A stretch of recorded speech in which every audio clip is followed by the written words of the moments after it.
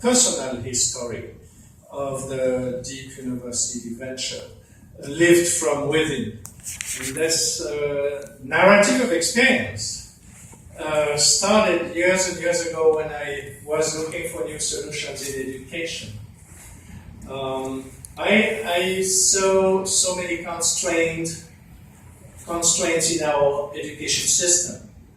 I was working as a teacher in Geneva, Switzerland. I've been a teacher for 10 years in Geneva, Switzerland.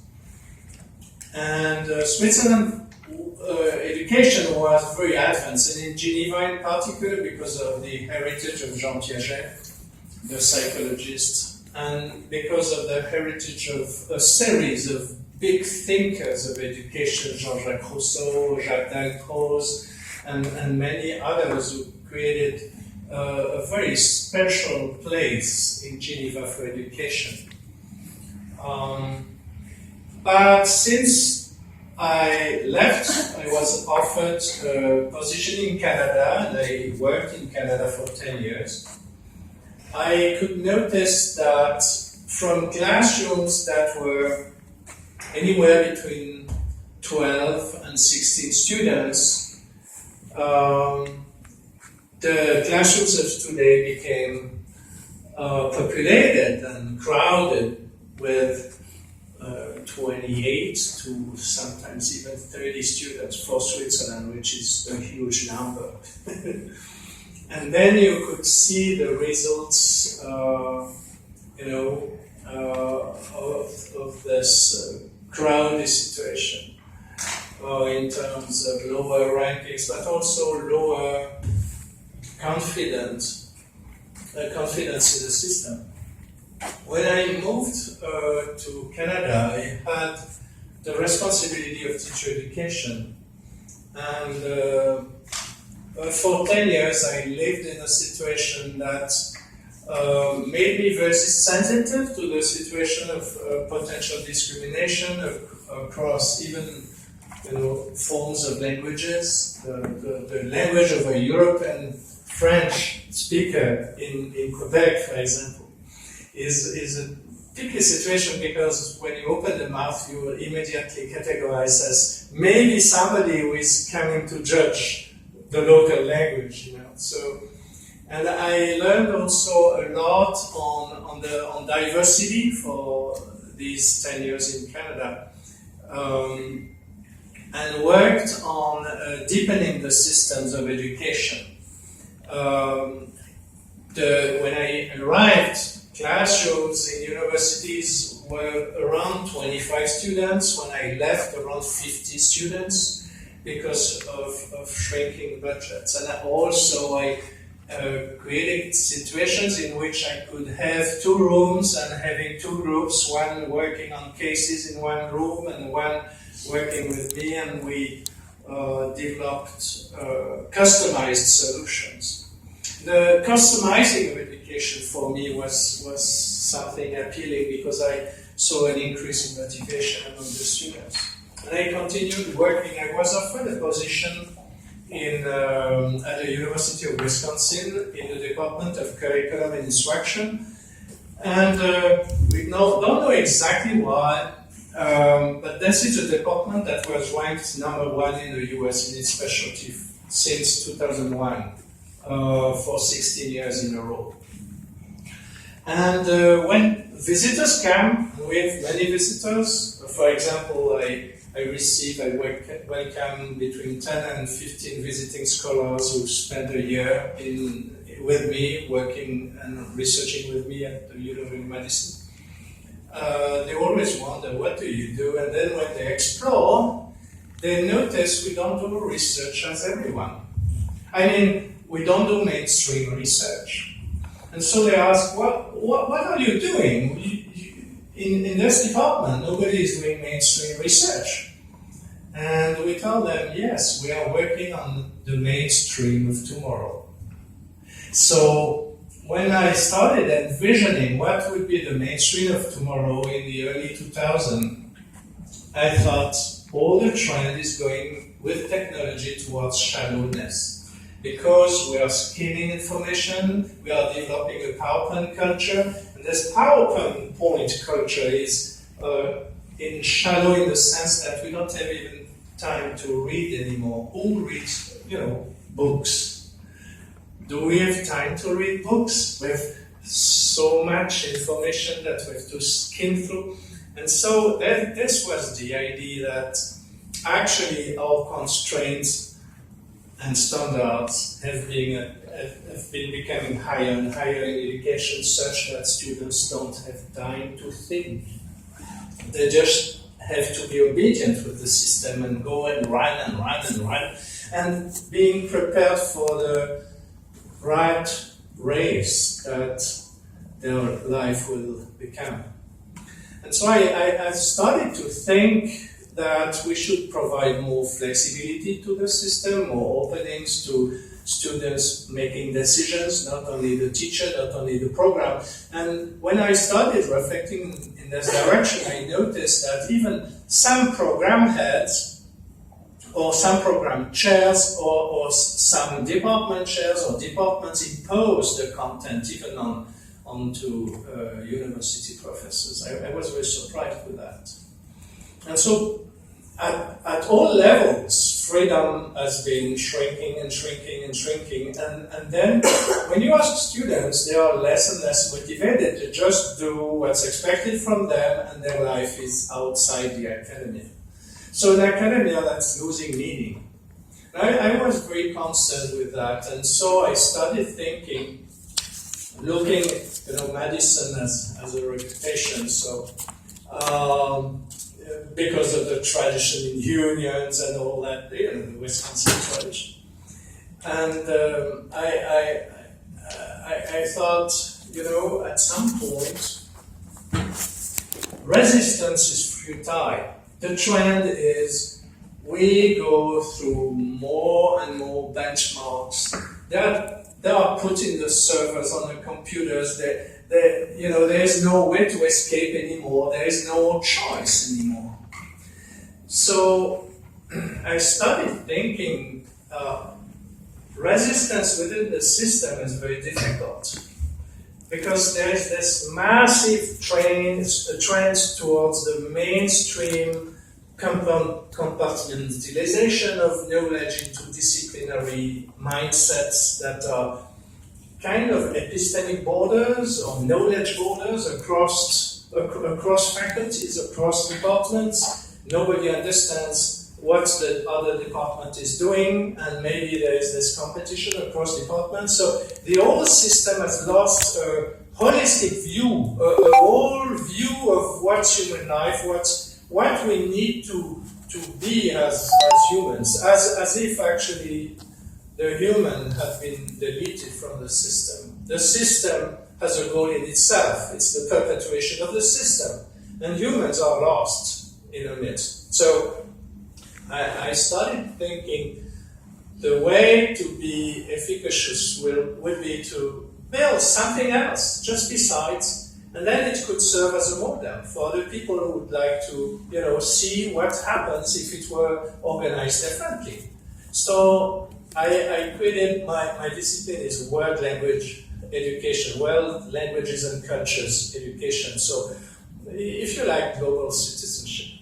And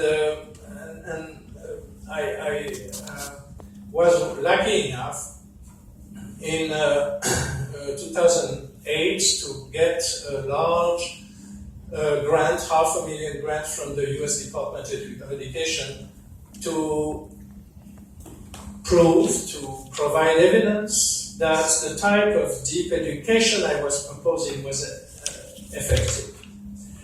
And so we had programs accepting to do that, to go through that freedom methodology and deeper methodology at Penn University, at Chicago, at UW-Madison, at Columbia, at Boston University, at Princeton, and we have groups also studying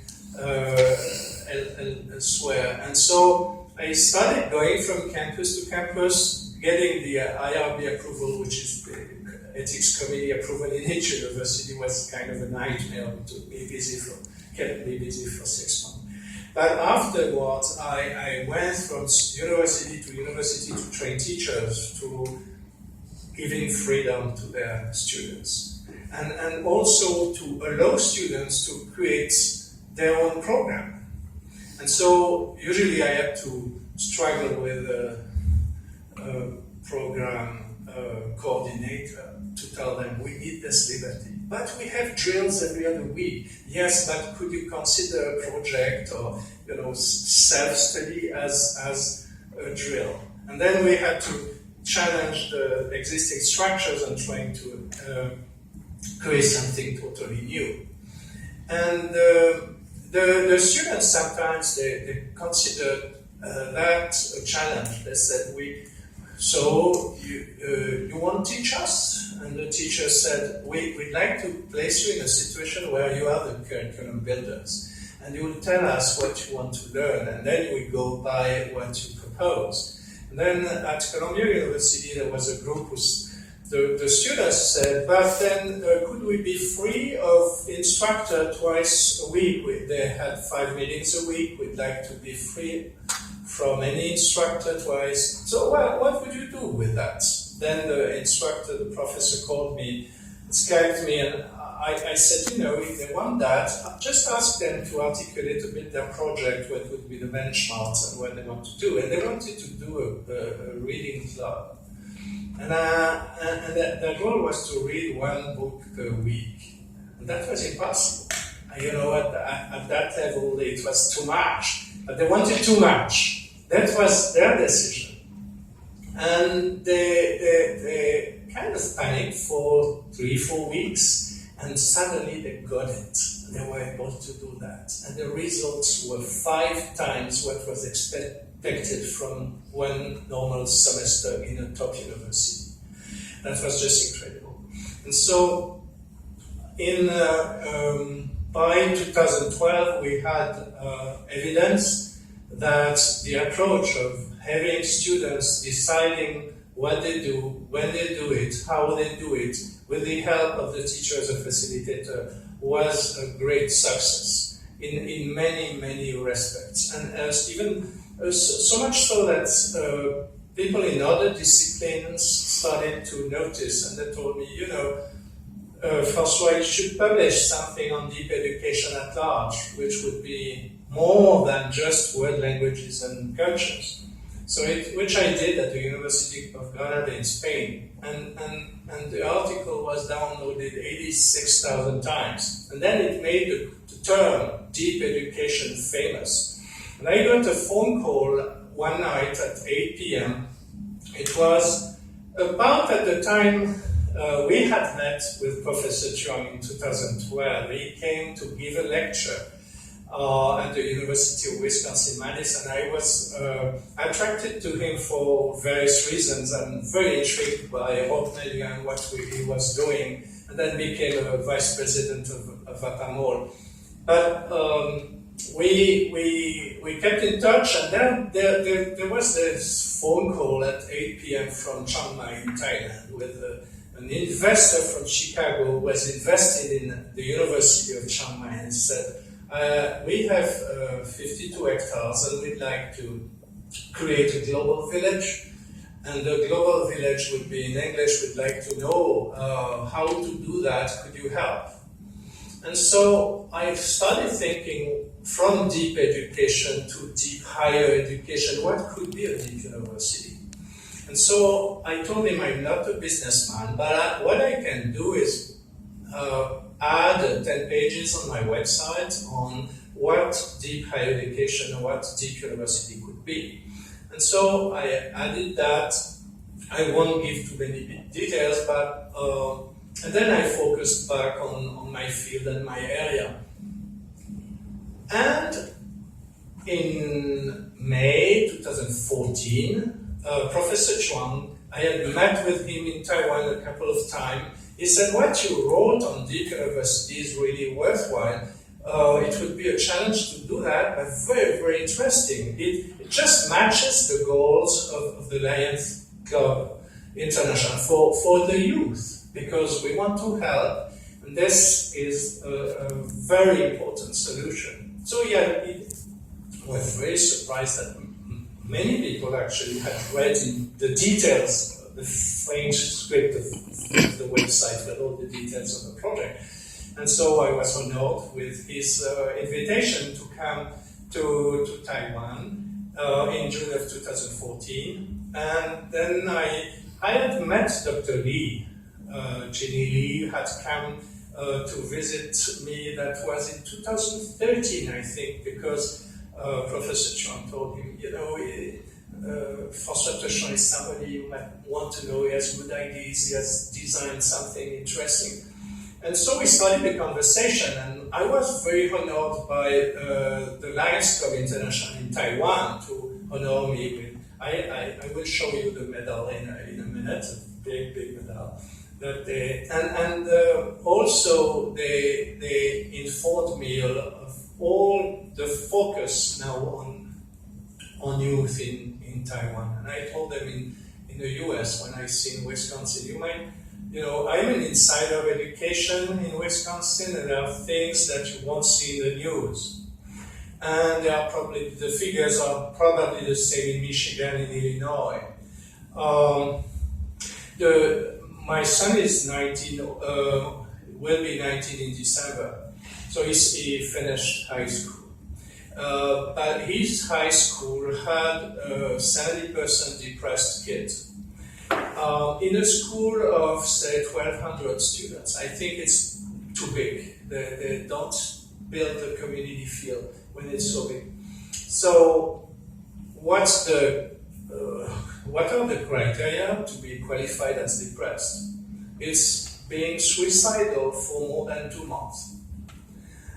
That means in high school where my kid was doing his studies, 70% of the kids were categorized 2 years ago as depressed, suicidal for more than 2 months. These are incredible figures, and I started inquiring around, and I noticed West High School, Memorial High School, beyond 70%. No, and the principals, they know that, but they don't want to, they share it among specialists. You know, I'm a specialist, so we share.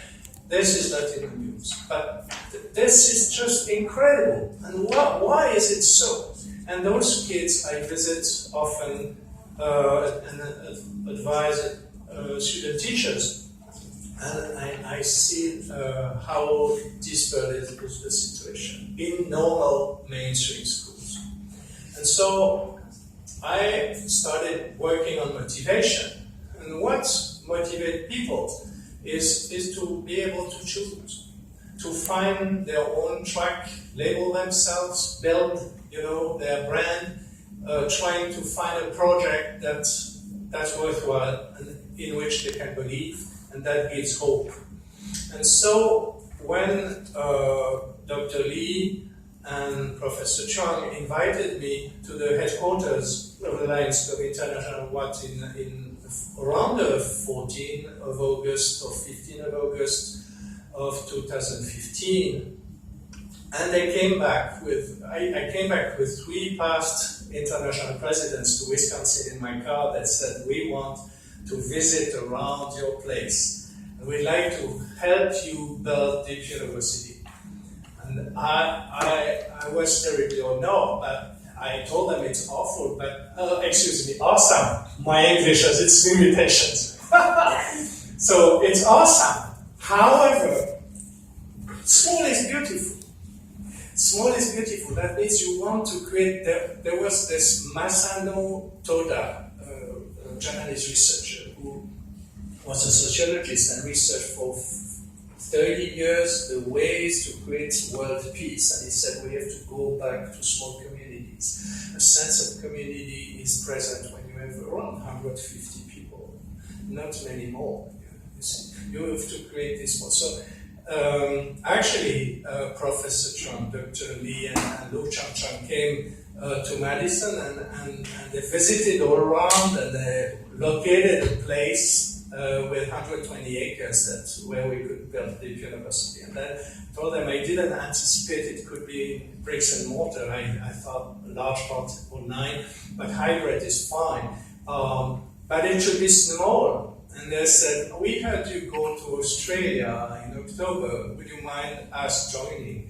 And so Dr. Lee, and I appreciate their time, I appreciate their efforts. It's incredible, traveling so much. And they came to Australia where we met a good colleague of ours, Shirley O'Neill, and they have 150 acres there. And then they said, we have connections in China. And so the idea of a Chinese campus. And now we have a good colleague, Dr. Kim, in Seoul. So there will be a campus in Seoul. And we have a campus in Granada too, with a municipality ready to lend the land. So it's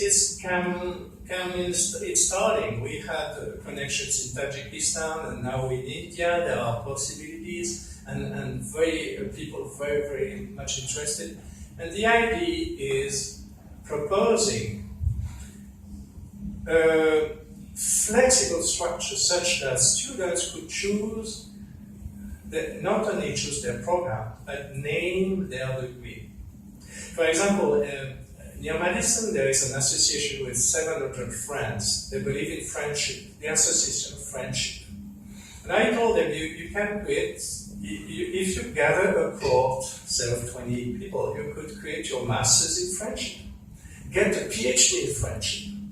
Transdisciplinary concepts. Having something that is totally new, but also totally humane, that goes to the heart of our function. I was thrilled when Professor John Dr. Lee told me to go to the Centennial, so I spent a week at the Centennial, presenting the university, discussing with many lions and district governors and many people from around the planet, and they were very, very interested. And we shared experiences, and I met people who are outstanding actors in society, people who are frontline helping with refugees. This year I organized 2 large conferences thanks to the Spencer Foundation in Chicago, in Madison and in Paris at Sorbonne, on what do we do to welcome refugee children in the classroom, because teachers are lost, they don't know what to do, and there is rampant discrimination because we don't know how to handle the situation, and there is no training of these teachers. So I tried this year to address that. But in this realm, I met in the week at the Centennial many lions who are just working on this and doing beautiful first-hand field work. And it was very, very impressive. And so I told today to Dr. Choi that this maybe, I have been honorary lion now for 3 years. And it may be the day when I could, benefit from your advice to bridge the gap. And so I believe in seeing the number of people who are really active in worthwhile causes for the youth, but also for the survival of humanity, meaning not becoming a race of cyborgs, but remaining humane. That I think there is so much to do, and joining forces is important. So I just shared you my inner thoughts. What we started with Deep University as a project now has an architecture, has land, has teachers, and also is expanding in many ways. It's taking off this year, and so it's beautiful, and we already see students who are grateful. I discussed that with my son. He was accepted in a university in Canada. And he said, no, I don't believe in universities enough. You know, he has 2 academic parents. So I don't believe in universities enough, that I want a gap here to know who I am, to travel and discover who I am. So that's my son Olivier. And he's trilingual, he's French, English, and Spanish. And so I told him it's good to travel, and maybe in 1 year you could think about how we could customize a bachelor degree for you. So he could have a group of, say, 5, 10 friends who could start something they create on their own that would match exactly what they want to do in life. And he wants to be useful and having humanitarian goals. And he wants also to discover the history of religions, but also doing international business and online marketing. And in normal programs, you don't do these transdisciplinary things together. You have some liberal course, but do everything the way you want, just having, I want to know more on this aspect. I know to develop a major here, minor, sub-minor, sub-sub-minor, having all kinds of emergence of knowledge with a focus on becoming useful to society and to yourself. So thank you for being here. I think not only Apparel, but Deep University is acknowledging the task of yours that has been for so many years huge, important, and outstanding. So thank you for being who you are. Thank you very much.